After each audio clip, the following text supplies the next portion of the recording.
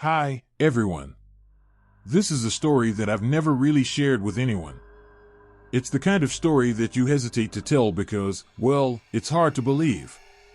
But I need to get it off my chest, and I'm sharing it with you now, hoping that maybe you'll understand what I went through. It all started when I decided to take a break from the city life and head out to a secluded, tranquil resort in the hills with my wife. We were at a point in our lives where everything seemed perfect, our careers, our relationship, everything. But like every good vacation, things didn't go as expected. It wasn't long before we reached the beautiful resort in the hills, far away from the noise of the city, surrounded by lush greenery and picturesque views. I thought it would be the perfect place to unwind, a peaceful retreat from our everyday stresses. We were greeted by the warm manager of the resort, and he showed us to our room. It was a charming room, cozy with an old-world charm. The decor had an eerie vibe, but I just chalked it up to the place being an old, secluded spot. We settled in, had dinner, and tried to relax.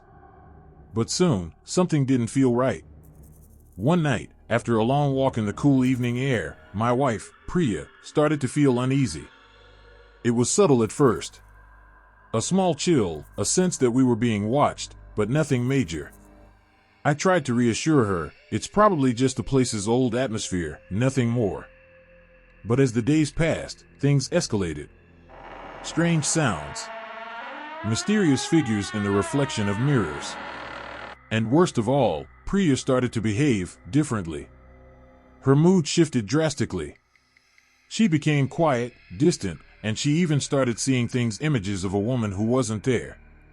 She would wake up screaming from nightmares, mentioning a woman in a white dress, her face distorted with pain. At first, I thought it was just the stress of the trip, but then I saw two shadows darting in the corners of our room, flickers of movement when no one was there. I started to wonder if we weren't alone in that room.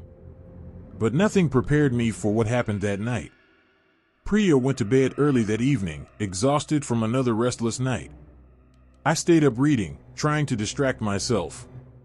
I must have dozed off for a bit, because when I woke up, the room was completely still, too still. And then, I heard it, a faint whisper, like someone calling my name. My heart raced. I couldn't explain it, but I knew that it wasn't Priya. I turned around to check on her, and what I saw shook me to my core. She wasn't in bed anymore. I searched the room frantically, only to find her standing by the window, staring out into the darkness, her eyes wide, unblinking. As I approached her, she slowly turned to face me, but it wasn't Priya anymore. Her face was pale, her expression hollow, and there was an eerie smile that sent chills down my spine. "Don't you see? She's here." "She's always been here," Priya whispered, but it wasn't her voice. It was cold, distant, unnatural. In that moment, I realized something was terribly wrong. Priya wasn't just haunted by nightmares, something from the past was tormenting her, something or someone who didn't belong in this world. Panic set in. I tried shaking her, calling out to her, but she didn't respond. The temperature in the room dropped suddenly, and I felt an overwhelming pressure, as if the walls themselves were closing in. Frantic, I ran to the phone to call for help, but it was dead. My mind raced, trying to make sense of everything, but it was impossible.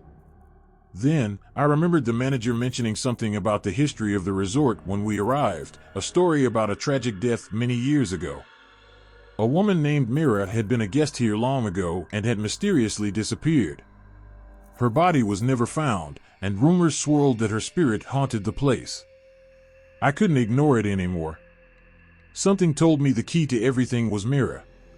I decided to do what anyone would do in my shoes, find out the truth.